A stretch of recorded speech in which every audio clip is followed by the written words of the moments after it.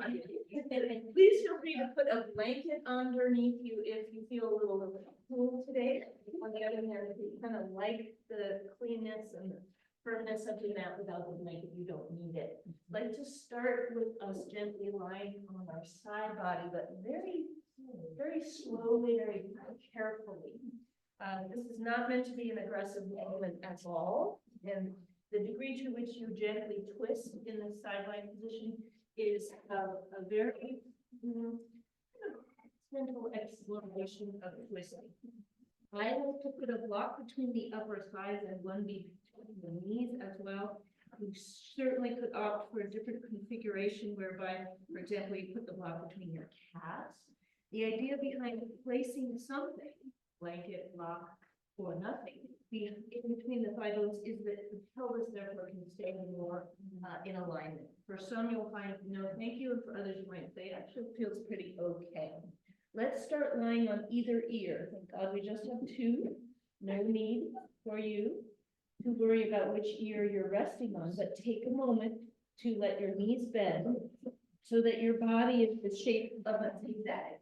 Yeah, so your knees are bending. Knees are bent. And now I'm going to just make sure that my audio is on the AirPods, and that will make it better. Okay. So sideline position, palms might be stacked, ankles might rest together. Any of the different places where your limbs might meet are fine. Take notice of them as you lengthen through the crown of your head. And now take your top hand, whichever arm is on top of the body, and bring your hand to your abdomen. Let your hand rest just above the belly button. And as you breathe in, expand into the hand. And as you breathe out, gently draw the navel in, lightly squeezing your blocks, and lengthen through the crown of your head. And then again, breathe in, relax. Feel the lungs expanding. Maybe your hand feels like it's holding the belly as it rises out. And cinching in gently, breathing. 2 more times, big breath in. Exhaling out. 1 more time in this particular mode. Breathe in and let it go. Now maintain that gentle engagement of your abdominal muscles as you stack your top hand above your bottom hand, stretching your arms outwards towards the mat in front of your nose. Elbows might need to bend here, and that's fine. And as you slowly lift up your top hand, trace a circle with that top hand and arm, twisting your chest and shoulders to look towards the ceiling a little bit or completely. The degree to which you twist to the side is your own choice and exploration. We'll do 4 of these as you breathe deeply in to start to turn your chest and shoulders towards the ceiling. Optional reach of that top arm at any length outwards, maybe elbows straighten. Breathing, let this be slow and maybe not too aggressive. Rather have you go gently and easily than aggressively first thing out of the box. 1 more time. This time, hold in the twist. Now for me today, if my shoulder's bothering me, I'll let my right arm or top arm wrap around my ribs, and I'll gently let the body soften open, but not twist aggressively. If you want more of a twist, take your bottom hand to your top knee. What the heck am I talking about? So your one knee is on top. You take the hand that's on the bottom shoulder and pin the knees to the mat as you twist more deeply. So for some, this increases the intensity of the twist. So you can pull the top knee down and to the side as you drop both shoulders to the mat. Breathing into that top lung. For some, it'll feel good to stretch that top arm next to your ear and reach to the head of your mat as you push your buttock bones and tailbone to the foot of your mat, lengthening your spine. Take a nice deep breath in, fill up. Exhale, let that shoulder drop. If you extended the arm, release the arm. 1 more breath in the twist. Notice what an easy twist feels like. And then gently roll back onto the side body. Pause here. Breathe into your belly, with or without the hand, at the abdomen. Another big belly breath. Really relax upon exhalation, even as you hug the belly button in. And then super slowly roll onto your back. Of course, I have to deal with these blocks, these infernal blocks that are here, and I have to kind of fudge it around as I roll over onto my other side. Stretching the arms straight out in front, knees bent, blocks optional. If you're finding them irritating, let them go. This is your side body, lying down position, hand on the belly, or just your attention there if you find you don't really like the hand on the belly business. Big breath in. Feel the abdominal organs move away from the spine, then exhale, draw them in, scoop out, flatten the belly. Inhaling, belly breath in. Diaphragm expands. Exhale, diaphragm retracts like a little hermit crab coming out of the shell and crawling back in. One more time, inhale, big breath in. Let's do two more actually. And exhale, diaphragm retreats up into the rib cage. One more time, big breath in. Exhale, maintain the gentle hugging of your waistline as you take your palms to stack once more. This side may be different from the first. Allow yourself to explore what kind of an opening of that shoulder on the top to the side works for you. For some, it's like the big rainbow thing somewhere over the rainbow. The arm opens up and reaches, twisting to the side behind you. For others, the twist is not very extensive. Breathing. You might even gently keep your tailbone tucking a little bit towards your knees to keep your low back a little bit scooped and flattened if your back is feeling a little nudgy this morning. Another big full breath into your twist. If you wish to hold here, please do. Finding a resting pose that looks something different if you prefer. Plug that top thigh down and open that up top shoulder, opening to the floor, twisting. For those who want more intensity, you can pin the knees towards each other, push the buttock bones to the foot of your mat, and elongate your top arm next to your ear, focusing on the length in your spinal column, a felt sense of moving your buttock bones to the foot of your mat as you reach your crown of your head and your fingers to the head of your mat. Big breath into that top lung, wherever you choose to be today. And let it go. Let your body pool. And then very gently come back onto the side body. All right, so good. Now, placing your two blocks aside, take a moment to roll to the side, come up gingerly and place a blanket just under your head and see if you'd like to have a flat blanket under your body. If you have anything underneath you, just make sure that it's completely covering the space where your shoulders and your hips are. In other words, we don't want to have a blanket that's partially, say, just under your hips or just under the shoulders. We want it to be, hello, Elisa, a complete, like you're on the magic carpet and you're not falling off, right? So if this is your magic carpet, you're on it. If you have anything under your head, I have to say today, this feels really nice on my back. I'm going to breathe into the belly here and take a moment to rest those hands once more on that low abdomen. For a 3-part breath, or dirga, so-called long breath, we breathe into the belly, exhaling completely, flattening your back. And again, deep belly breath in, feel the abdominal organs rise and everything gets puffy and big, like a big giant blimp. Exhale, squeeze, like you're squeezing the toothpaste tube. Splush it all out. 2 more times. Big inhale, puffy, expansive, gigantic. Exhale, dense, squished, empty. 1 more time. Inhale. This time, let the body relax on the exhale. No pressure, no, just a kind of a woof. Let the breath soften out. Now, hands or attention or both to your side ribs. I place the heels of my hands against the side ribs. I can feel the side seam of my shirt under the heel of my hand, and my fingers wrap around the front of the body. Something like that, or bring your attention to that area.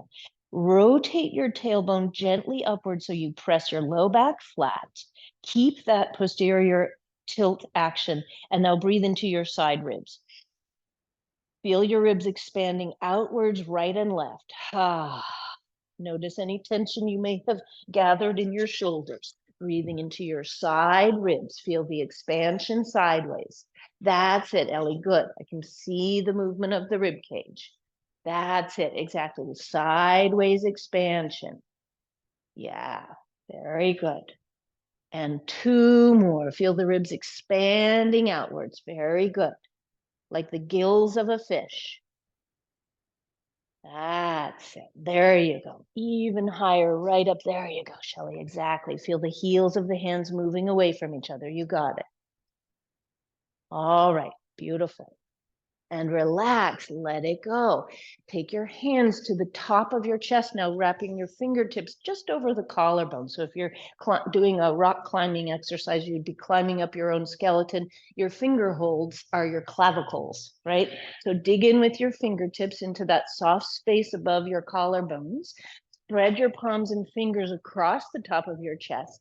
Relax your shoulders and press your low back flat.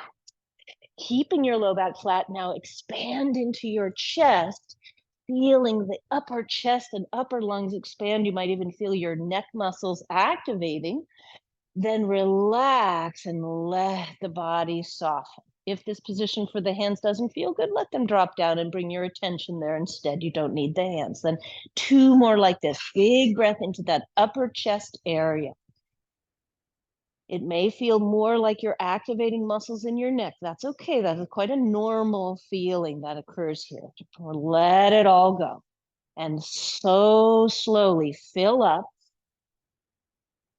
Feel even the back body. Feel that breath push into the mat as you let it go and release your arms. Now, for some, the arms sweeping out like a snow angel outwards to the sides, up next to your ears as you breathe in, 3-part breath, and then back down to the sides of the body may feel good. For others, movement of the arms straight up and over towards the ceiling and then to your ears. Take a moment to decide if your arms are going to move or no, and we'll go belly, then rib cage, then collarbone, fill up entirely. Then exhale and let it all go. Let the arms return to their starting point if you're moving them. Belly, rib cage, collarbone. Don't worry if it doesn't feel like it's perfect. It doesn't need to be. It can be quite messy. Exhaling completely. No one is monitoring you. It's a sensory experience. 2 more times. Full deep breath in. Belly, ribs expand, collarbone. The arm movement reaches those lungs, pulls them longer, makes more space. And we'll do 2 more at your own pace in quiet. Yeah, so take your time. 3-part breath, 2 more.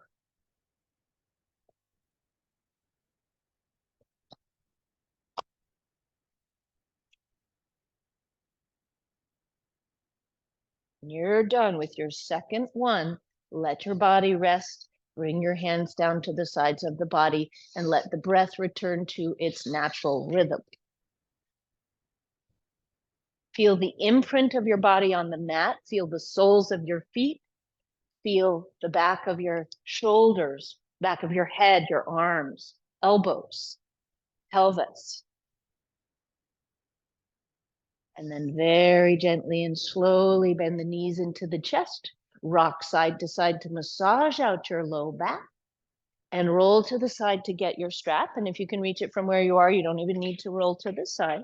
What I'd like to do is meet you on the back once more with 2 props in hand, 1 block, 1 strap. And I just turned off the air, so if it's blathering hotly on you, no worries, it'll be coming off in just a moment. There we go. Good, yeah, grabbing a strap.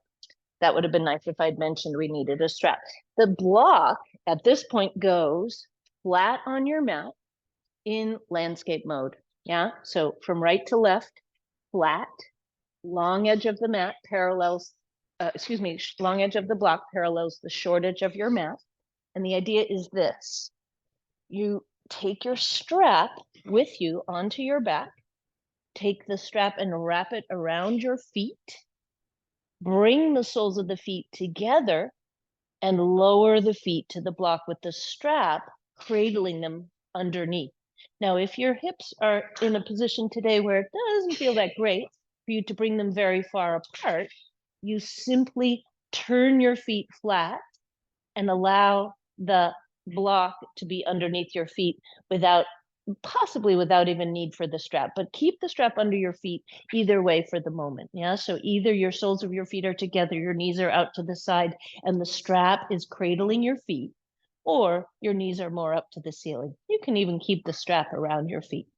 Now, the idea is this, that you're holding onto your strap with your two hands reaching down to the inner thigh, wrapping the strap around the fleshy part of your palms as your hands reach and rest towards the inner thigh. Hug the elbows gently to the side ribs and drop your low back flat. If the soles of your feet can squeeze together comfortably, great. If you need to slowly move your knees towards each other, maybe even put the strap outside of the legs or let go of it altogether, totally fine. The idea is this: pressing down with your lumbar spine. Does it feel workable to pull your feet up towards your belly button and then slowly lower them back down onto the block? Nice and flat goes the low back. Slow lift and lower of the feet. Now, for some, you can take the strap and cross it so that the part of the strap that's on the top of your right foot goes out to the left, and the part of the strap that's on the top of your left foot goes out to the right. So this wrapping of the strap around your feet can keep the soles of the feet together without you holding them there, but it does actually require that you pull your elbows wide and that the lumbar spine still stays flat. You might choose to leave your feet on your block, keep the soles of the feet together, but not lift your feet. For some, that's much easier on the lumbar spine. You can still get the work of the core muscles engaging here as you press your feet together, flatten out your back, and pull your strap from right to left. Or you can lift and lower your feet still endlessly.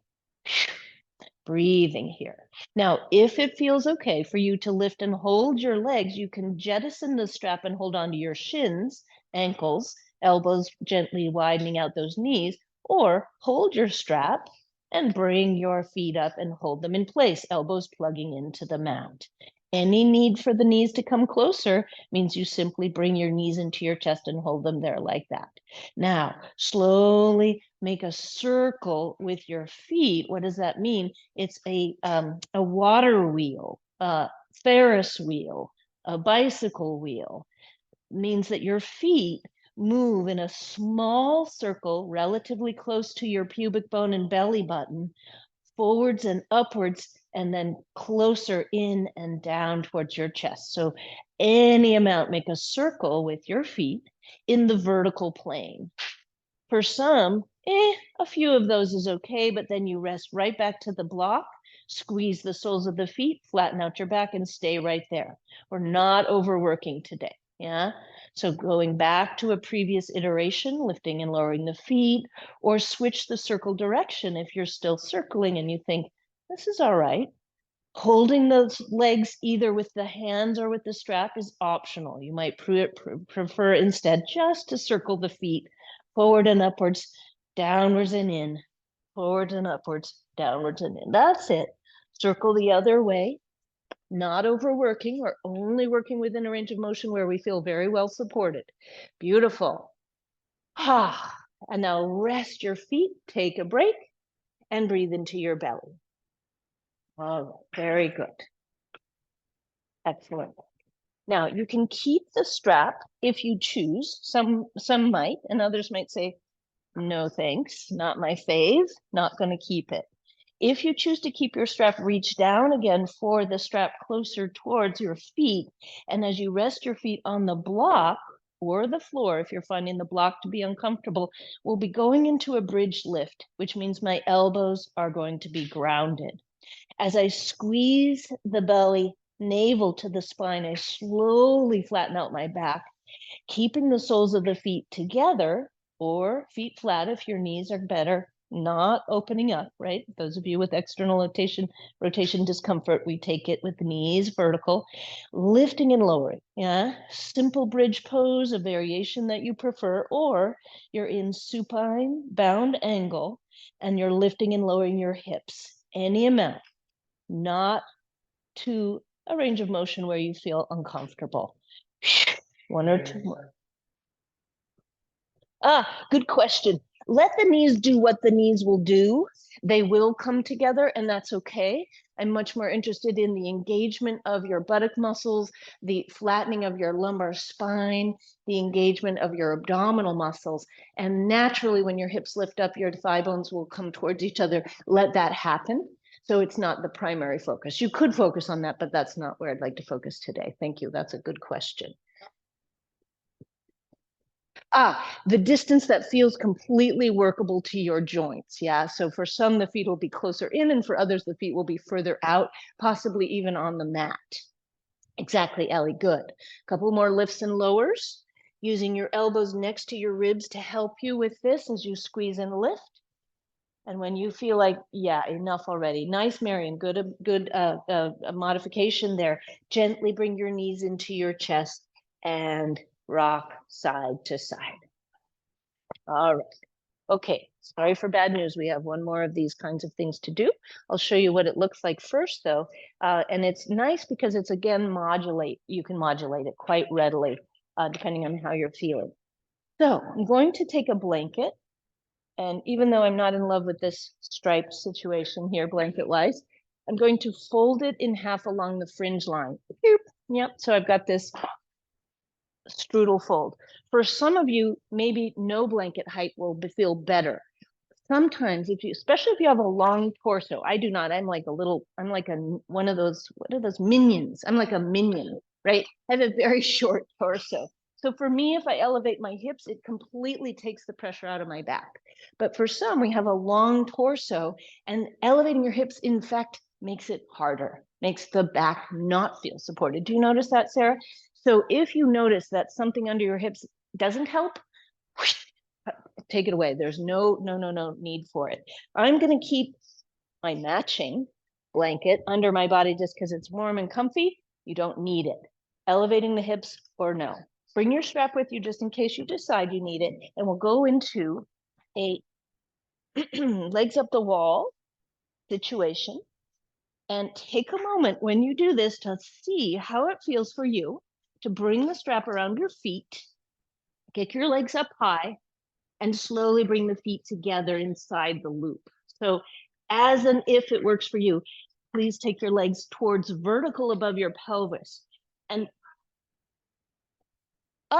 no need for the wall. I said legs up the wall, and that was a red herring, Agatha Christie style. We actually, in fact, don't want to be against the wall. So I'm really glad you asked that question, because it's really legs up to the ceiling, not legs up the wall. Thank you for the clarification, because we want space in front of us. So if your legs are up the wall, you're going to have to crash into Dunkin' Donuts, and that's not going to be good. So we bend the knees any amount and slowly pull the toes down towards the knees, flexing your feet. If your knees can straighten, lovely. But if they're not feeling comfortable straightening, don't worry about it and don't force it. We'll start by gently rocking your legs front to back any amount. Flatten your lumbar spine into the mat, and you can even pull your elbows a little bit down towards your ribs. They might touch the floor, but they need not. But keep your elbows gently hugging in towards your rib cage instead of shrugging the shoulders and hiking your elbows sideways. As you rock from front to back, breathe and find what feels like the position where your legs are right over your hips. So in principle, if you were looking down through your feet, you would look right into your pelvis. Now, from here, where we go is turn out your toes and bring your heels together. So now the strap has to do something slightly different, which is take your strap in your two hands, bring it around the tops of your feet, and pull it down. And I'll come around and help you with this. Here, what in the world are we talking about?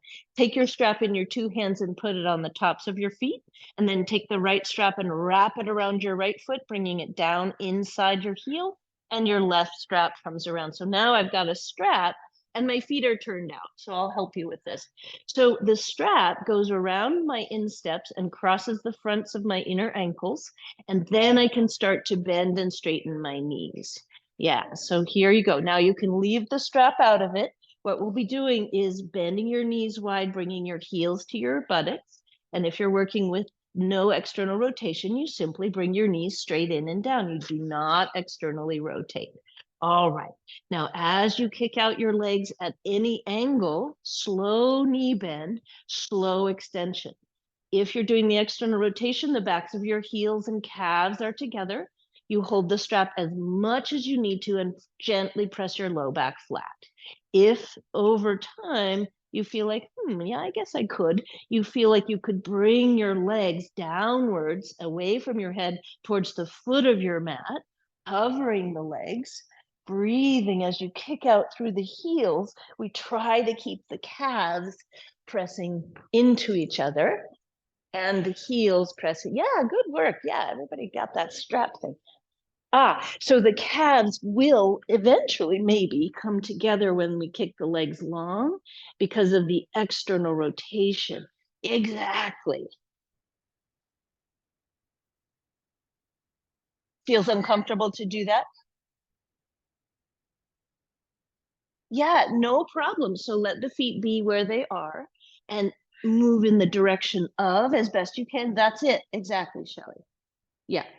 And then yeah, bend those. Yeah, you're doing it correctly, even though my language was so obtuse. Exactly, Jerry. So the knees come wide, the heels come together, the legs squeeze into each other. And as you kick your heels up to the ceiling, you lengthen your legs any amount towards the foot of your mat, increasing the load on your abdominal muscles, but only within a range of motion where your load feels easily manageable, not stressful. Very good, Pam.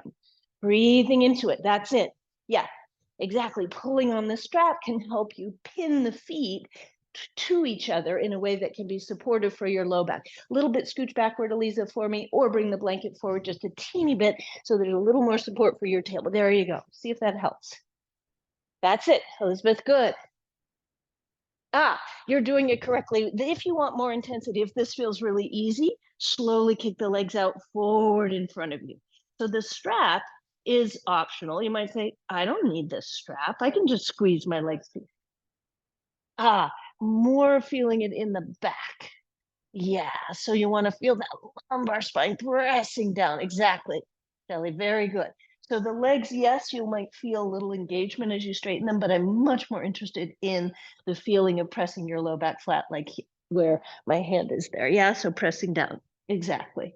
Not into back strain. Yeah, so whenever we need to take a break, we relax and rock side to side. Do you feel that in your abdominals a little bit, Elizabeth? Yeah. Try letting go of the strap and do the same movement without holding it. And see if it feels like your abdominals have to do a little more work, and bring your feet even lower and further to the mat in front of you, down and out, not all the way. Yeah. And now kick the legs out at an, there you go. Keeping your low back flat, flat, flat. More important than anything is the flatness of your low back. There you go. Exactly. Good. Yeah. Take a break when you need to. Let the knees come wide and rock side to side. Very good. That's a good one for your back, Shelley, what you were just doing, where you just bring the knees in and gently stretch it up and flatten out your lumbar spine. Very good. That's it, Ellie. All right. Nice work. Anybody feel that in their abdominal muscles? And legs. Yeah, inner thigh, inner groin. Okay, fantastic. All right, here we go. Now, Anantasana. This one seems a little odd, but it's actually a really nice one to do. It's another side lying position. Here's the idea. Bolster for your ear. If you prefer to lie on your side, I sort of imagine being in ancient Rome and lying here eating grapes, right? This might be you. For me, this hurts my wrist, my neck, my shoulder, and my elbow. So for me, it's actually not that comfy, but for some bodies, it's lovely. So please feel free. We'll be starting on your right ear. So if you can set yourself up so you can see me and lie on your right ear, you get extra points. So that would mean either putting your feet to the wall or your feet away from the wall. And you could even shift a little bit, turning a little bit so that you can see me. The idea is that you're lying on your right side and you have a strap in your left hand. Okay, so the knees are bent, the feet are gently together. and your right arm stretches straight out in front of you. This is supposed to be a pretty comfortable, relaxing position here. Yeah, there you go. Now your spine is long, and we gently squeeze the buttock muscles, draw the navel in, and slowly bring your left knee up towards your chest. Now, if your left knee comes into your chest, you can lasso the foot, great. If you need to kick the strap down, way down to try to get it, totally fine. You can also do this without the strap. So for those of you working without external rotation, bring your strap, both sides of your strap into your left hand and bring the strap in between your knees. Okay, this is actually true for everybody. Let's hold on to that left foot with your strap around the instep.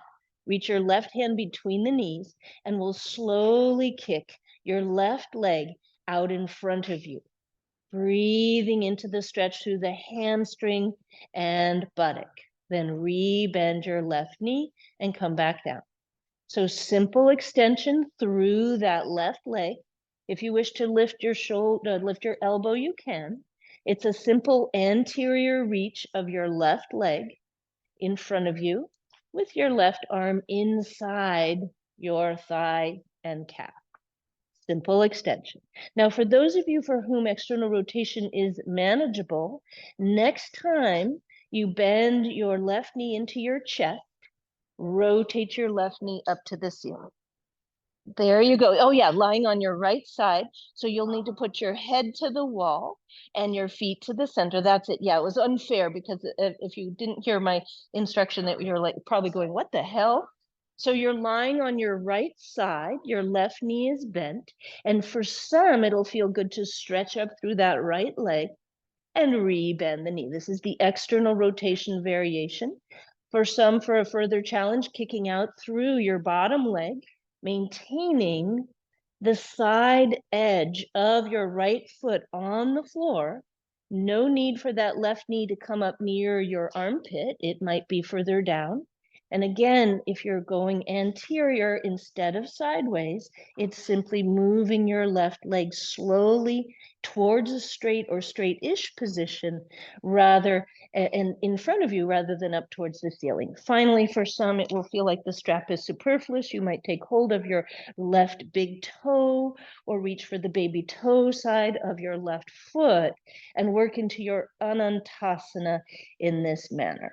I'd much rather have you not overwork, slow bend and straighten of the knee, exploring the length in the back of your leg, rather than have you really force it.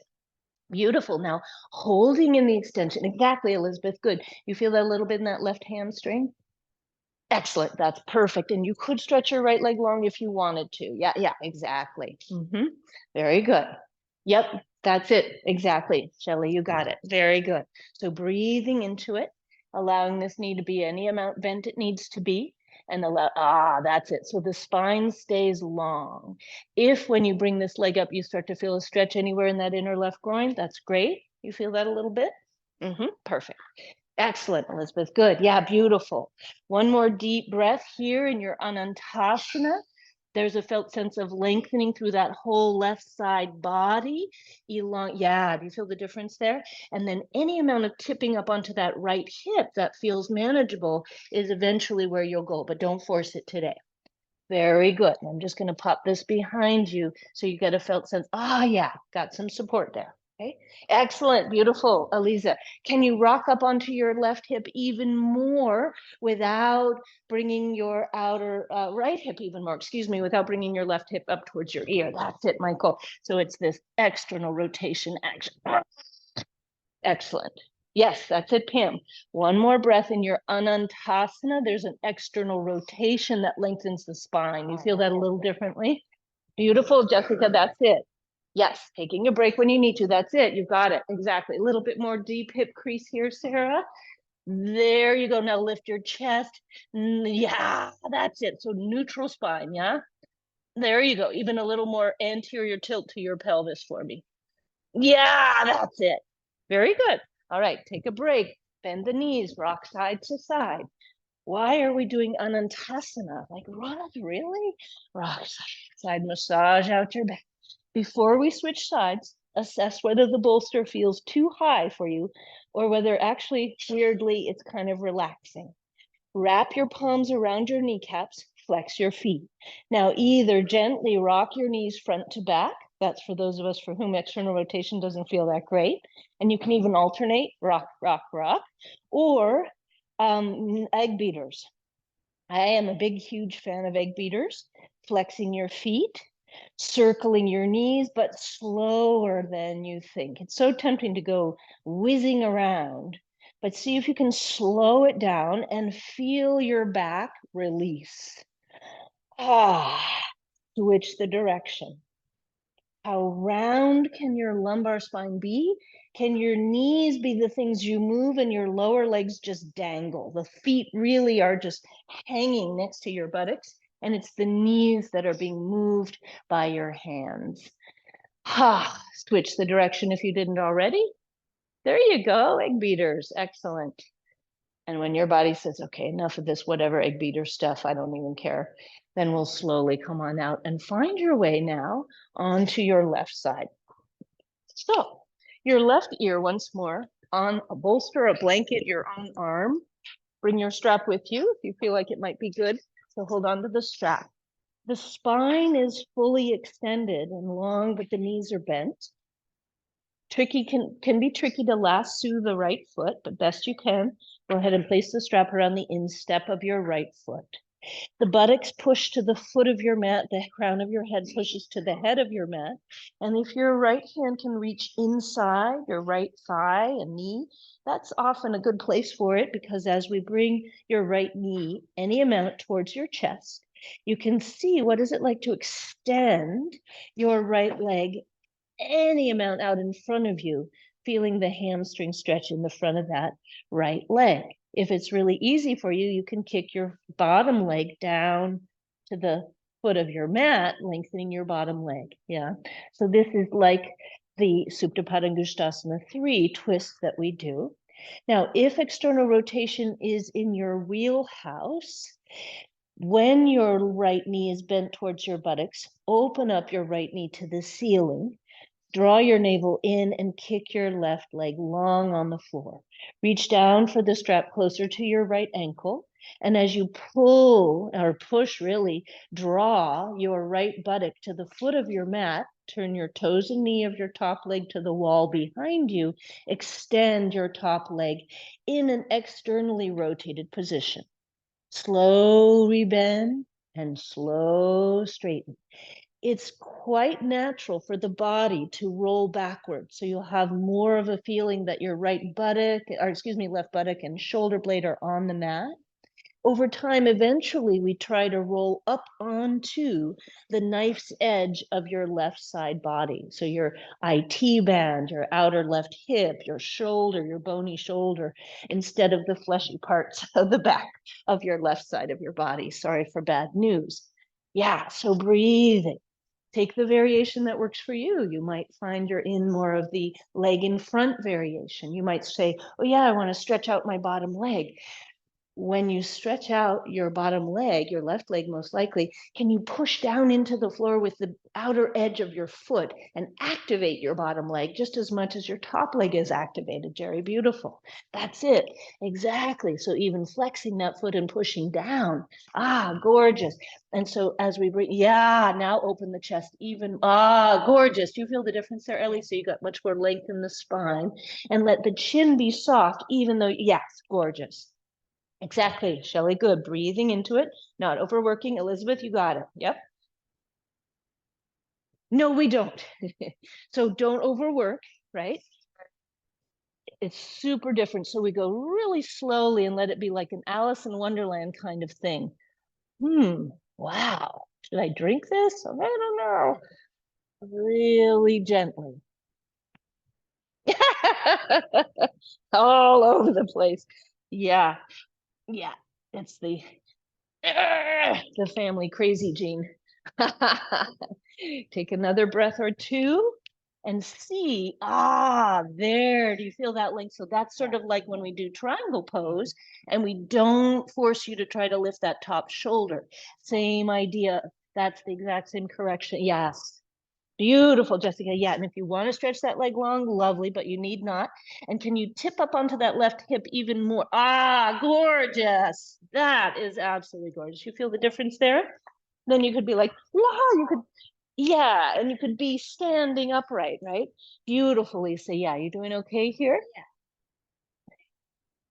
Not so much. Okay. Bothered the shoulder, the hip, both? Yeah. Okay, so we don't overwork, right? Something bothers us, we say, cut. You get that hook and you hook yourself off stage, right? Remember that? Exit stage left. All right, one more breath in your Anantasana. Take your time. Notice your breathing. Notice what your mind is doing. See if you can drop into sensation and get out of your head. Ah, finally we're done. Thank God we're done with that. Take a deep breath. Slow, gentle, deep breath. Now, I'd like to invite you to come over onto your front body, but I'm going to be pretty circumspect about the stuff we do on our front body today, because again, if you have a long torso, doing work on your anterior, doing work in the Shalabhasana mode and Cobra mode can be a lot. And we talked about this, Shelley, the other day. So I want you to really explore super minutely the work that you can create when you're lying on your front body without lifting much at all. Okay, so I invite you to take less height instead of more, unless you're feeling, wow, you know what? I feel energy coursing through my body and I'm ready to lift up. I feel no strain, voila. Okay, but otherwise it's more like, what happens if I engage here, here, here, here, then maybe lift a little bit. This is not accomplishing recreation. This is accomplishing a deepening of feeling. I'm much more interested in the long-term effects of you knowing and learning where you are in space and exactly which muscles you're engaging than whether you do pose X in a certain way.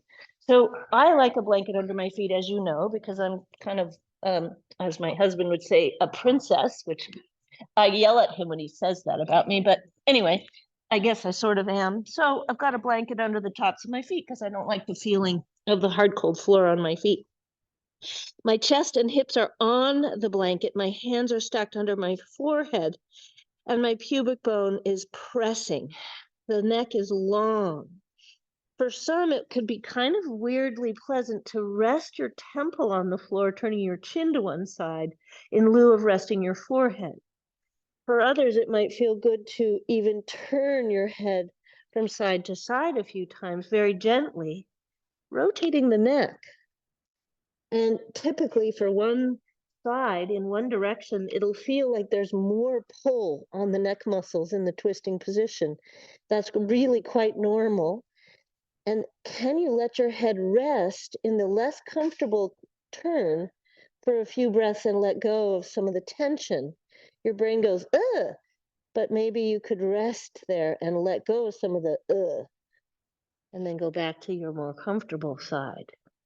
Now, take a moment to choose the position for your head and neck where it feels like it's easiest for you, and press your pubic bone squarely down into the sticky mat, as if you could make a full dent in the mat, in the blanket. Don't worry about your knees straightening necessarily, but lengthen through your legs, comfortably straighten your knees, and squeeze your buttocks. Now, feel the muscles along your back elongating. Pressing your pubic bone down, try to lift your belly button any amount and move your head a little further to the head of your mat to lengthen your spine. Now, if your head can hover even just a teeny bit, see if you can hover your head and reach your arms to the sides of the body, down and back by your thighs, just hovering the head. Now compare that to the same muscle engagement. You're still pressing your pubic bone down, squeezing your buttocks. Rest your head. Which one feels better? Head lifted, head down. For some, it's a no-brainer, right? Absolutely no question about it. It's one or the other. For others, it's not that different. Choose the one that feels most comfortable, and if they're both the same, it's a semi-random experience. Draw your shoulder blades away from your ears and engage your buttock bones a little bit more. Now lift your left leg any amount until you feel the back of your left thigh and hip and buttock engage, and slowly lower it down. And now you're right. Reach the leg. It doesn't need to lift high, but we're looking for sensation in the buttock, the hamstring, and the back. Switching sides back and forth.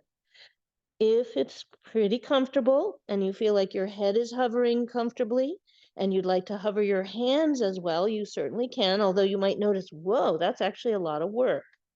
Breathing. Finally, if you wish to lift both legs, arms, head, hands, experiment. Come down, take a break, let everything relax, and then press the pubic bone down and try just one, maybe just a leg. Maybe just an arm, maybe just your head. It's like the pot starting to boil, just a little bit. One thing lifts, the other lifts. Check it out. If you're feeling like, yeah, no, I'm good, I can really lift everything comfortably, then feel free to go into what we call Shalabhasana push-ups, where you slowly lift any and everything and then come all the way back down and relax. Then you begin and end always with the pubic bone pressing and the abdominals lifting, and then you relax. So take a few moments here to explore the movements associated with Shalabhasana, either one at a time, or multiples at a time, or everything at the same time. I'm, again, much more interested in how engaged you can feel your core muscles to be, your buttocks, your hamstrings, your deep abdominals. The lift of any particular part of the body is not required. It's more like what feels workable. Yeah, nice, Elizabeth, very good. Knowing that any and all of this work is super helpful for posture, for building strength in the back body that balances out the strength we try to build in the front body. Never mind all those biases we have towards the front body. Nice. Now, since we've been going slowly, some might say tortuously, you might have a little more gas or you might be out. So if you're out of gas, relax, bend your knees and windshield wiper your legs. If you've got a little more in the tank, feel free to take a few more iterations of the version that works for you. Notice, however, if you're holding your breath, see if you can take small sips of air. If it feels hard to breathe, try small sips. And your body says it's time to relax. You bend your knees, you flex your feet, and you windshield wiper your legs from side to side. All right. From here, where I'd like to go is into a Gomukhasana hip pullback thing. And you're like, what the heck is she talking about? Gomukhasana hip pullbacks. Looks like this. We slowly roll to the side. We sneak our way up to sitting carefully sideways. If you're a person who pushes your way comfortably up through hands and knees, that's fine. I tend to like to be a little conservative coming up from the floor. And where I'd like to go from here, woo, as I throw my paper across the floor, is into what we call Gomukhasana. It looks like this. If you're on your blocks today, instead of putting weight on your wrists, by all means, please feel free, pop your blocks underneath your forearms. If you're actually feeling like, it's okay if I roll up my sticky mat today, place the heels of my hands on that roll, that's actually working just fine. Now, here's the idea. Either with your knees together, you slowly push back towards child's pose, even reaching your spine long and forward. Yeah, so this is puppy to child's pose. Simple, easy, and slow. If, however, Gomukhasana is in your practice, here's what it looks like. I take my right knee and cross it over my left. What? Yeah, so I've got my right thigh over my left, my knees on a blanket, and I either let the tops of the feet down or have the tops of the feet tucked. And then I slowly move the hips any amount backward. Right? Exactly. Yeah. And the challenge, it can be easier to go into it from downward dog. So if you take a brief lift of your hips, you might be able to move your right knee over your left and then come down, because otherwise it's like, how the hell, excuse my French, do you get into this?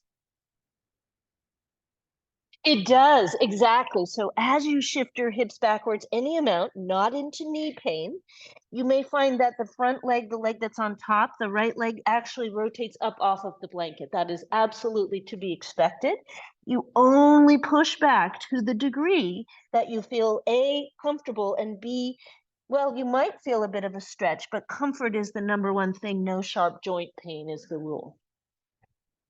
Ah, good question. Yes, in principle, you'll feel it in your right hip and buttock. And the further you go back, the further you move towards what we call Gomukhasana, which is a gnarly hip opener. But we don't force it with vis-a-vis the knees. If okay, you may feel it in your other hip. Yeah, yeah, that's true. Let's switch sides. Take your time. Up we go. You indeed, good point. For me, I feel it in the hip of the leg that's on top, but your body might feel it in the hip of the leg that's behind. Ah, so now we're putting the left knee on top, and it might help to go into Adho Mukha Svanasana, downward dog, to get that left knee to come forward. And once you're in, your hands in, yep, that's right. Yep, blanketing, padding, moving. This is a weird version of Gomukhasana. I agree. You only go back with the hips as far as it feels, exactly, Ellie, as far as it feels like there's no sharp joint pain. And if you're comfortable coming up into downward dog, it can be easier to get into the pose via downward dog. Yeah, because there's more space for you to put the leg there. That's it, Michael. Good. No sharp knee pain. Pam, that's beautiful. Exactly, Jessica. Do you feel that a little bit in the hip, Jessica? Yeah, it's not going to be a huge one for you. Interesting, right? Yes, so that is super common. You'll feel it differently on one side compared to the other. Maybe one side is kind of like, and the other side is like, whoa. Ah, over time, in principle, yes, unless the knees bother you. And then let's sneak our way back up onto hands and knees because that was a lot. And I know that Gomukhasana can be a little rough.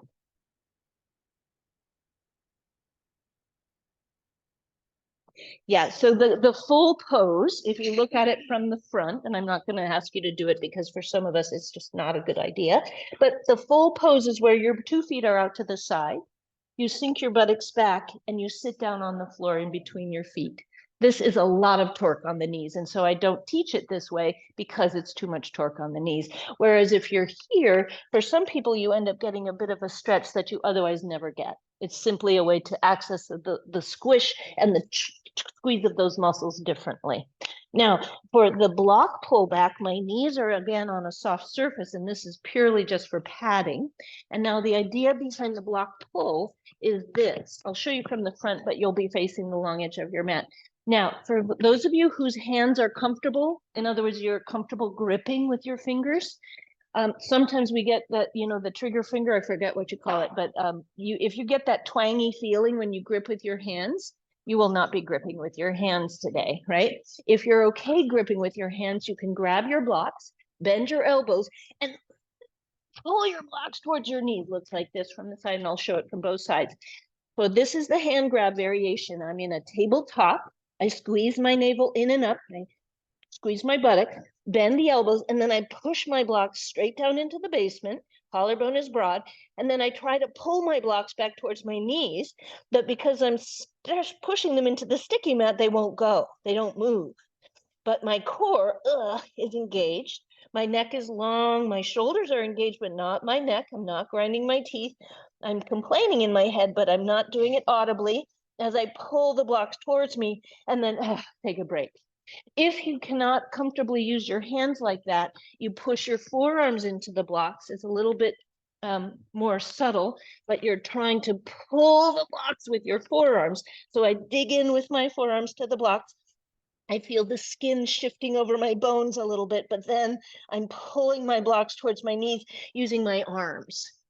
Yeah, does that make any sense? So you can dig your arms into your blocks. If you're okay with your hands, I prefer the version where I can pull with my fingers, gripping the block, simply because it's much clearer, the movement I'm affecting, and it even is a little bit more comprehensive through the arms and shoulders. Excuse me? Yes, that's exactly right. So you're bending your elbows down so much that the forearm contacts the blocks. As you pull backwards, you keep that action of the elbows bent and you try to pull your blocks back towards you. You may feel your tricep muscles engage. Anybody feel the back of the upper arm bone? And then back off because we don't want to go 100% into how much you could pull, but do maybe 70%, 60%, something like that. And then come up, take a break. And then, oh, it's much more of a downward pressure of the blocks into the sticky mat than it is a backwards pull of the blocks towards your knees. But really, it's both. Notice how tempting it is to really shrug your shoulders. Take a break, try to unshrug your shoulders, and maybe try one more round. Unless you're finding it's painful, uncomfortable, hurting, then you modify. That's it. Does it feel okay to grab the blocks? If so, can you grab them like an eagle, clawing the branch and pull backwards, pull the blocks towards you, feel those triceps. We do a lot of pushing in yoga. We don't do as much pulling. It makes the spine go longer. Absolutely. It can do, right? Especially if you tuck your tailbone and draw your navel in and up, lengthen through the crown of the head. Yes, absolutely. All right. And come on out, take a break and give those arms a gentle shake. All right. Now, last but not least, before we, oh, yeah. Yeah, not good, right? When you hear me say that. Okay. Now we just need a bolster and 2 blocks. The knees go on the blocks, and either your hands on the bolster or the sticky mat, if you're a person who can put weight on your wrists without any discomfort. And if you're a person for whom that doesn't feel so good, make your elbows nice and wide on your bolster and let your palms come together. From this position, we'll take the left block away from that left knee, and we'll slowly see if we can move into our left knee dips. The spine stays long. The right hip stays directly above the right knee, and the left knee drops down any amount.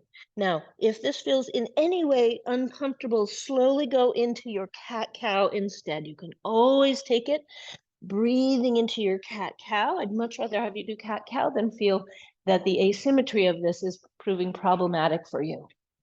Keeping your supporting leg hip right above your knee. That's it. That's it, Lisa. Yep. Yeah, and it's just a small movement. There you go. And that knee goes straight down and straight up. That's it. It is exactly, Shelley. Your whole left hip is dropping and lifting. Yes, exactly. If you're on hands and knees, for some, it's a little easier. That's very good. Marion, yep. That's it, Sarah. Yep, Milton. There you go. Exactly. Jessica, dropping the knee up and down. That's it. Very good, Pam. Yes, Michael, good. Yes, Shelley, good. Even a little, oops, I'm sorry, a little higher lift. There you go. Now take a break. Come on out. Exactly, Elizabeth. Try not to let the right hip shift right. Nice. Yep. And now go straight down as if you're going to squish my finger. Now lift way up. Yep, that's it. And straight down. Let the whole bottom leg be completely still.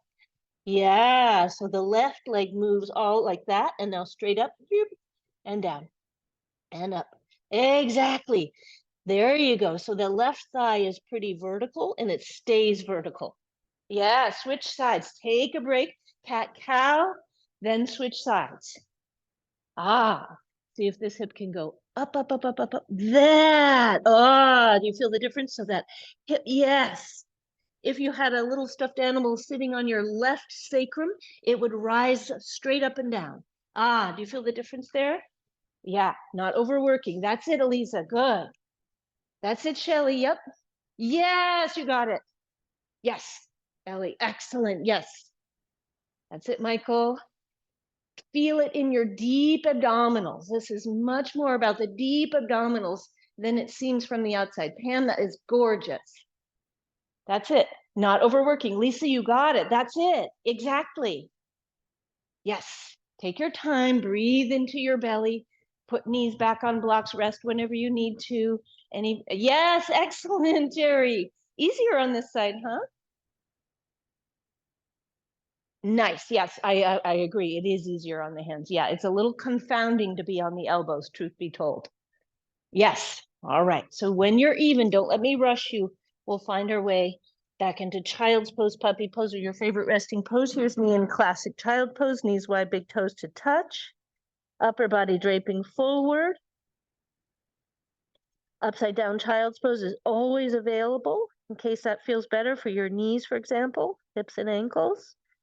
And if you're in child's pose of any kind, if you like, you might roll your head from side to side. Think rolling pin on shortbread dough. Roll the dough.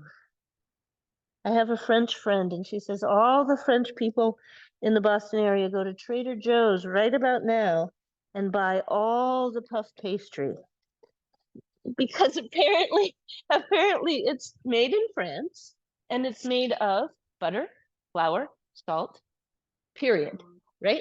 And yeah, right. So I went there and I saw a couple of people and their shopping carts were practically full of it. It's pretty impressive. All right, so let's come on up. Who's gonna have more thoughts about puff pastry? We'll do that later. So what I'd like to do is a crescent lunge. Oh gosh, what is that? Well, for some of us, crescent lunge starts with a bolster under the heel, and for others, it means that your back heel is living in free space. I put my 2 blocks to the head of my mat, and I'll bring my right leg forward and see if my left foot is comfortable being halfway up onto my bolster. For some, that actually feels pretty good, pretty supportive for the back foot, which in this case will be your left foot. The front foot will be pretty far forward and about hips distance to the right. So your feet and legs are as if on railroad tracks. Hands can be on your hips if you like. We'll creep our way towards this position where you're facing the clock wall or the short edge of your mat, whichever way you choose to face. And we'll start with a super slow bending and straightening of your front knee, calculating that the kneecap is going right over the center of the front of your foot. Now, what I love about being able to start with the knee bend and straight variation here, so-called dynamic movement, is that especially first thing in the morning, by moving slowly and with control into an elongated, stretched position, and then back up into a more of a contracted, held position, you're setting the muscle length for the day. So if you have the ability to do some of this stuff in the morning, even if you do a bigger class later, it's so, so helpful. I find that I'm always playing catch up and I never quite catch up if I don't practice in the morning. I find that I get much more benefit, even a little bit in the morning. So now stay with your right knee bent, but only to the degree where your knee feels strong and comfy. Then reach the arms any amount behind you as if you're wearing a superhero cape, spreading your fingers. Push the sticky mat backwards with your back foot and feel your back buttock engage. You might even feel it kind of bump up as you squeeze it. You can even poke it to check and see. Then as you squeeze your shoulder blades together, broaden your chest and lift your chin slightly to lengthen through the back of the head, but not to lift your chin up to the sky, but more towards neutral.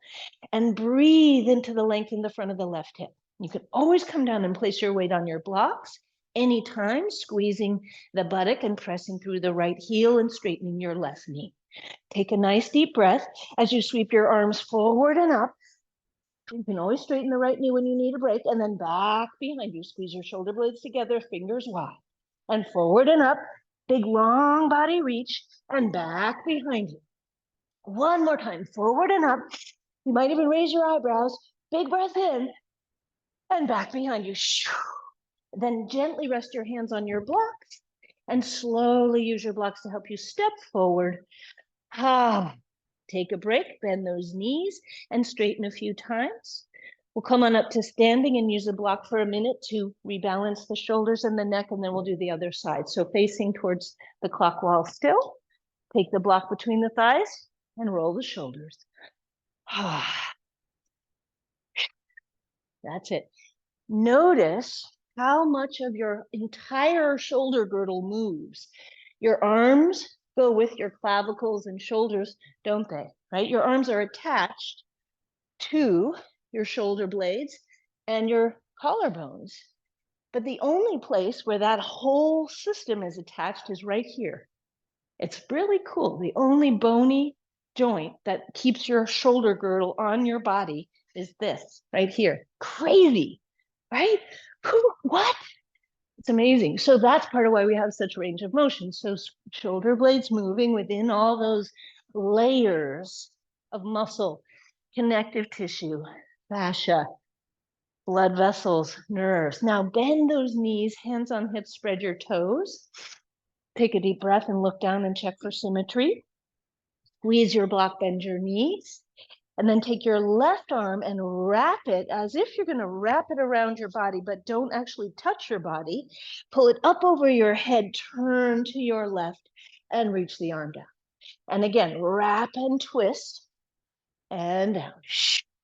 Wrap and twist. It's like you're taking the snow off of your bicycle helmet or your motorcycle helmet, your donor cycle helmet, and take a break. Take out. Second side, the right arm reaches across, tucking the chin. Pull the elbow up and over, twisting right. Twisting left, up and over. Beautiful. Let the body do its shape. Might be different from your neighbors or mine. Notice the breathing.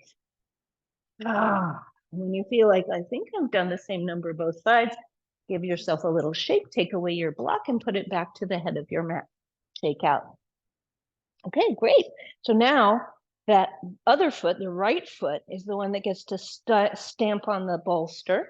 If you find you'd prefer not to use the bolster, you can certainly place the ball of your right foot on the sticky mat as if you're a sprinter about to sprint, but the heel stays lifted. Then the left foot goes forward. And I've always got my blocks here so I can lean down if I need to for balance.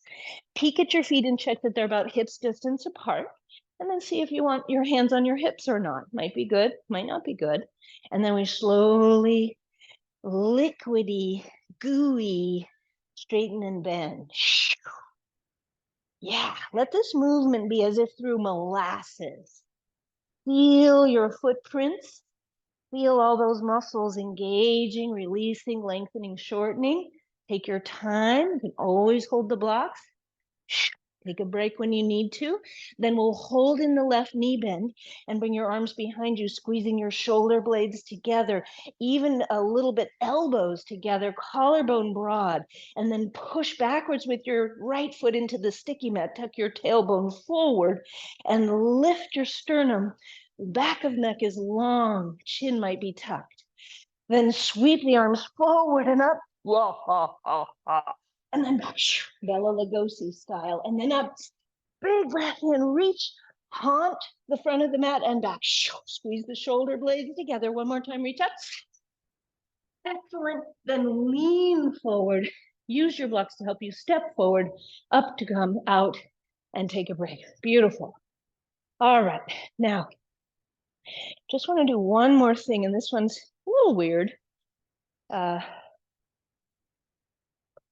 Unlike the other stuff. I guess the Bella Lugosi thing was a little weird. So this one is, oh yeah. That was, yeah. Now the bolster, if you choose to hold it like this, goes so that the top of the bolster is right at about collarbone height. If you don't like that felt sense, do not need it, right? You don't need it. There you go, Jessica, exactly. So it's a little odd because the bolster sort of hangs down, but don't worry. What we'll be doing is facing the long edge of your mat, and just make sure there are no blankets on your mat, and we'll turn to face the computer on this side facing in, and then on this side facing in, so that when we face the long edge of your mat, toe heel your feet wide. And now you might think this is a very strange variation of Warrior Two. The idea here is that by holding this bolster And noticing, can you tuck your tailbone forward, maybe even feel the pubic bone lightly graze the bolster. Lift your sternum, slightly draw your chin in and down, and see if the bolster can press into both your chest and the front of the pelvis. Don't worry if it doesn't exactly feel like it's flush to the body. The body is usually not the same shape as a bolster. Now, we'll turn your right toes slightly inward and your left toes out 90 degrees. I'm going to just do the same as you, okay? So we're doing warrior two to your left. Look down at your right foot and see if you can spread out your toes. And then look down at your left foot and see if all five left toes are pointing straight to the short edge of your mat. Now bend and straighten your left knee again, like we did in Warrior One, Virabhadrasana One, previous pose. Now hold in the left knee bend and peek at your kneecap and see if you can line it up with the middle of the front of your foot, second toe, third toe. Then slowly lift up tall, change your gaze and look right and see if you can straighten your right knee. Nice work. Now, gaze straight out over your bolster and keep your hips turning to the left. See if your bolster and your chest and your arms can all turn a little bit to your left. Now keep your hips there and just turn your chest. Pull the bolster to your right. So now the hips are turning to the left, so you'll feel your right hip on the bolster, your right side of your chest on the bolster, but the left hip not so much. Did anybody feel that? And now turn your gaze to the right. Open up. Feel the bolster dominate more so on your right side. Draw your shoulder blades in and down towards the middle of your back. Look right. Now gaze left. Open the chest. You might feel a little more space in front of the left side of your bolster. Anybody? Breathing, sink into your left heel. Now let the bolster drop straight down in front of you. Let your right hand rest on it. And then float your left arm up. Now tilt your bolster so it doesn't fall and bring your right arm up. Isn't that fun? I don't get out much. Reach out, look out to your left. Reach out, look out to your right. See how that back arm always wants to drop down a little bit. Let it be just as exigent as the front arm. And look left. Shrug the shoulders. Unshrug. And arms down. And grab your bolster. There we go. Voila. Switch the cross of your arms. Turn your right toes in, turn your left toes out. I was once given as a child, first year of the divorce, really bad year for all of us kids. We were each given, my sister and I, a mouse, a giant stuffed mouse, not as big as this bolster, but seemingly giant. Turn the right toes out, turn the left toes in, bend and straighten your right knee. My sister opened hers first. It was a gray stuffed mouse. I cried because I loved mice. And I thought I wasn't getting a mouse, and Sarah got a mouse, and that sucked. But then I opened my box, identical. You could have think I would have realized. Identical box, mine was purple, my favorite color. Heaven, absolute heaven. Bend your right knee. Now, yeah, now I think poor Sarah, she probably felt bad that she only had the stupid gray mouse. And did I care? No, I was a mean older sister. Press into your right heel. Check your right knee, see that it goes right out over the toes, and then gaze left and see any amount whether you can straighten your left knee. Now notice, do you feel the bolster more to your right? Can you turn your hips to the right? But now open your chest to the left. Now you feel the bolster more on the left side. Anybody feel that? Hug the bolster to the left side of the chest, but keep your hips turning right. Then keep this bolster in your left arm and stretch your right arm out to the right. Breathing. And then turn your gaze right. Excellent. Now take the bolster down, lean it against you. Take your left arm out to the left. Gaze left. Open the chest. Gaze right. One more time, gaze left. Straighten that left knee. Come back to the center, turn your palms face up. Reach the arms any amount to the ceiling and straighten all the way up. There we go. Toe, heel, toe, heel, toe, heel. Luckily, Sarah and I are still very close, but touch and go for a few years, especially in junior high. All right, let's take a break and do a balanced pose. If you're a person for whom the wall feels like a great option for balance, it can be super helpful. So if you choose to use the wall, for example, one way to do it would be to put your buttocks on the wall, but have your feet 3 or 4 inches away so that if and as you're balancing, you feel the inspiration to move away from the wall, you've got the space. But if you prefer to lean against it, you easily can. I'll do it in the middle of the room, but watch out for the wobbles because that's probably what's going to happen for me today. No big deal. Wobbles are actually uncomfortably good for you. So we bring the legs together. Your version of together, which means that you bring your legs till you can squeeze your inner thighs, but check to see that your feet are comfortable. Feet might not all the way touch. Now, as you grow tall, have your block. If you're not okay with the block, you don't need it, but have your block in your left hand. Now, I'll mirror you here. We'll be lifting your left heel first, gazing along the line of the floor. Draw the navel in and up. Now, micro bend your right knee and spread the toes, the heel. Feel the action in that whole right side of the body. Squeeze your right buttock. If you're okay to lift your right arm up, sometimes people will turn the palm to face behind you, flamenco the arm, so the shoulder joint feels like it's in a more healthy or comfortable position. Finally, slowly, not finally, but next, lifting your left knee up. Breathing. You might stay right here. You might say, I'm going out to the side, and then you can push into the wall with block and with hand.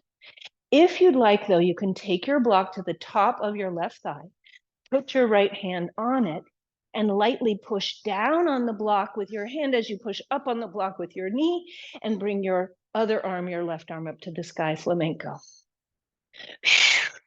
If you wish, let that left arm go out to the side. This is a pretty big hip flexor move. You might even close your eyes briefly. That really challenges the vestibular system. When you think, oh, enough already, grab your block, reach it up, and kick the leg forward to come down. Nice work. Okay. So anytime you are doing a sort of a normal thing, like say dishes, for example, make sure the knives are nowhere near you. Close your eyes, open them. Turn your gaze, close your eyes, open them. Right, so you can, anytime you're standing somewhere stable, you can play with turning your head, closing your eyes, opening them, looking up, looking down. All the things with your eyes and orientation of your head can be helpful in building your vestibular system. So not a bad thing to work on for balance. Okay, so legs together, block in your right hand, micro bend the knees, then take inner thighs together, bringing that left arm up, gaze down your nose. Now try to lift rather than shift. So I lift my left arm, try to lift out of my left leg, but I'm going to simultaneously bend the left knee a little bit and sink in. Think banyan tree, right? Your left foot is like got tons and tons of roots, and then we'll slowly lift your right knee up. What's the tree in Florida? The one, mangrove, thank you, exactly, yeah, mangrove. Think mangrove. Now, left hand on block on right thigh, right arm option to go up or out, using the wall as needed, pushing down any amount with your left hand, and pushing up in equal measure with your right leg, but not into discomfort. If your hip flexor feels sore, back off. Yeah, if you wish, you can try closing your eyes briefly. That's an interesting challenge. Whoa. Finally, if you wish, send your block high, reaching it up, and kick the leg forward. Oh, shake out. All right, very good. So quadricep stretch. If you are a person who knows already quite well that when you lie down, the quadricep stretch doesn't feel that great on your knee, but you could do it standing, please feel free to stay standing and work your quadricep. Yes, good, Michael. Michael has a chair variation. If you know that lying flat on the floor on your side body works for you, then this is a pose that many people do. Side lying. Top knee comes into the chest. We reach for the ankle, and then we slowly move the knee away from the crown of the head. This is the top leg version, where I tuck the tailbone and hug the heel towards the buttock. As I tuck the tailbone forward, I lengthen through the front of the hip. For some, the top leg down variation is easier on the joints and gives you a good stretch, but without feeling like it bothers the knee joint. which would mean you bend the bottom knee toward the buttock, still tuck the tailbone forward, but it's not the top leg, it's the bottom leg that you're bending. Yeah, so notice how your kneecap feels. Notice if you're getting a stretch in the front of the thigh. That's it, Ellie. Do you feel that a little bit in that right thigh?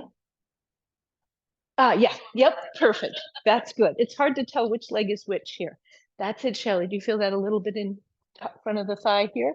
Very good. Yes, that's it. And now a slight tuck of your tailbone, Jerry. Yeah, so you're going to do a bit of a pelvic tuck position, which is that you take that tailbone in. Yeah, do you feel that a little differently when you do that? Good. Yes, Eliza, beautiful. Ah, exactly. Nice long spine, Elizabeth, feeling that in here. Good. There we go.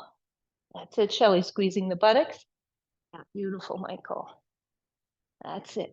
Notice how the hips want to shift left and see if you can bring your attention to the middle of your left thigh and go straight up from the middle of the left thigh. Right. Yeah, that's better.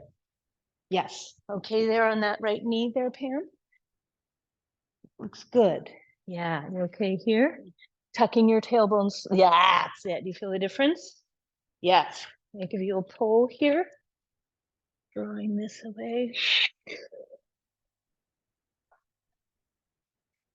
Doing adding a little bit of resistance. So if you bring your thumb around here, push into the foot with your hand and push your foot into your hand at the same time. So you create a little more action in that leg with the mutual push of the foot and the pull of the hand. Yeah, does that make sense? So that there's a little more engagement to the muscle as you're lengthening it. And it's like, so you're creating more of a dynamic circle through the arm and the foot. Yeah, beautiful. Yes. How's that feeling? Not hurting at the knee right here? Perfect. Nice. Good. Marion, not bugging your knee? Good. Okay, so really tucking the tail. Good. That's it. Nice. Milton, yep. No knee pain here. Uh, nothing sharp. Nothing sharp and prohibitive. Nothing that you're not already having dealt with for years. There you go. So switch sides whenever you're ready. Take your time. If you're not sure on side B, it's always an option to switch it up. You might need to do the other variation. Just notice which leg is the one you're stretching, because when you do one version or the other, it can mean that you might need to stay on the same side. If you do this, if you do one and then the other, you'll know what I mean. Check to see which leg is stretching. Yeah.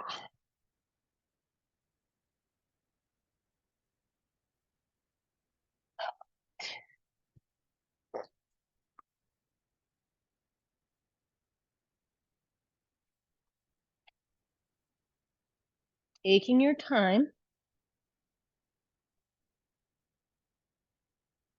Noticing that if you scoop your tailbone forward and pull your belly button backward, posteriorly tilting your pelvis, you may find that you've stretched the front of that thigh a little bit more.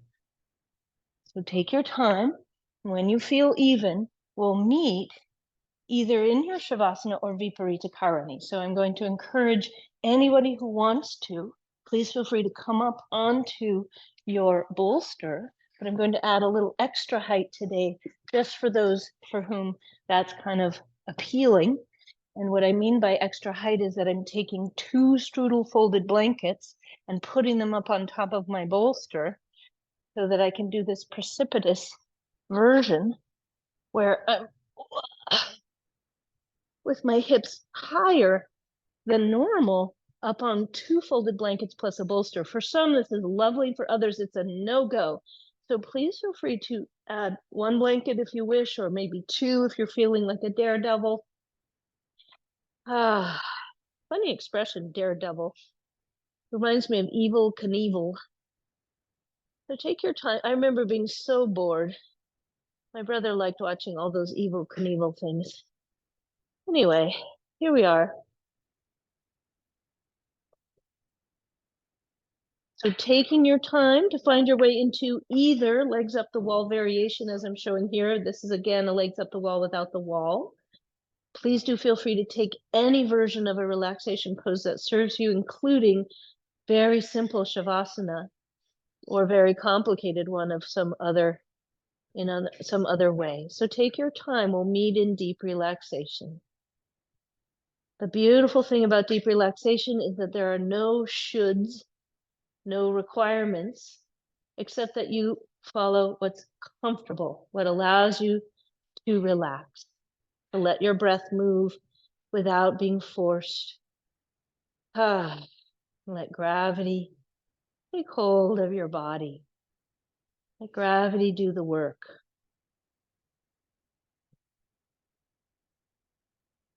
Let your body be like wax melting over the side of the candle.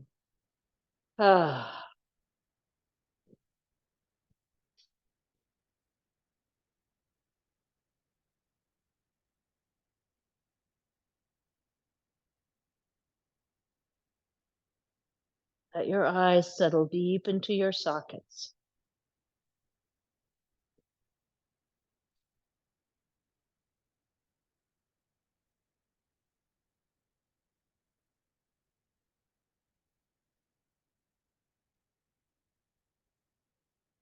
If at any point you've realized that you need to shift your position, perhaps find a more restful one, please do feel free. No problem at all to gently move into your truly relaxing, deep relaxation.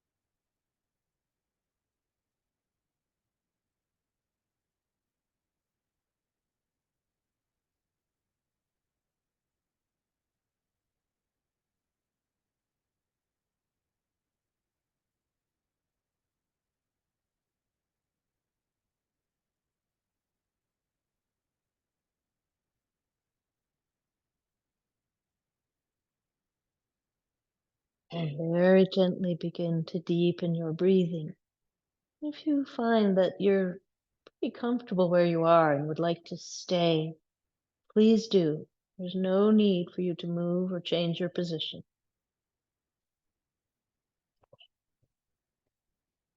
But if your day has other requirements of you, you might start to gently bring yourself out of your pose through any routes that feel comfortable and easy.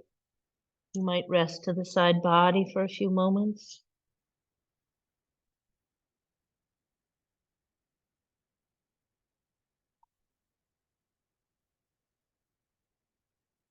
If you do choose to come to a seat, let it be one that's actually comfortable. Lets you sit tall without hips, knees, ankles, or back talking to you. Allow yourself to settle into the length of the spine, the ease of the shoulders, and the floating of your head. Breath moves softly in and out. Take a moment to observe the quality of the mind, the quality of the breath, and of the heart.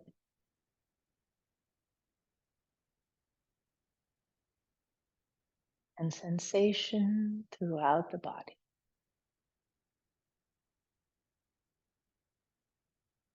Deep inhale and let it go. One more deep inhale, letting it go as you will. Everyone,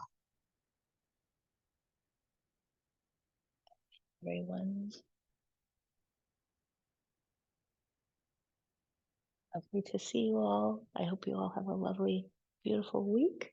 I will be here Friday. Next week, I'll be away visiting my daughters and then going to see my son and my grandbaby.